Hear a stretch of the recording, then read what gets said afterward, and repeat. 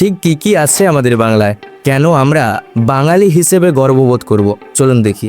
ভারতের প্রথম under water metro এবং এশিয়ার প্রথম ইলেকট্রিক ট্রাম দুটোই আমাদের বাংলাতে।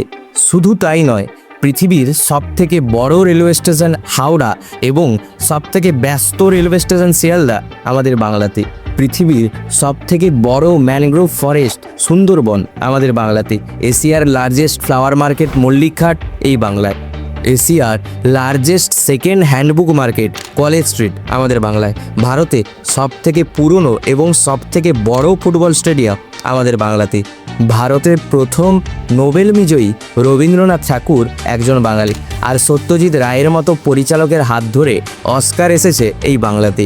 ভারত ছাড়ো আন্দোলনে সবথেকে বেশি স্বাধীনতা সংগ্রামী এই বাংলা থেকেই ছিলেন, আর সবথেকে বেশি লেখক, অভিনেতা, পরিচালক আর গায়ক এই বাংলাতেই জন্মেছেন। কী মিস হয়ে গেল কমেন্ট করুন, পরের ভিডিওতে বলে দেবো।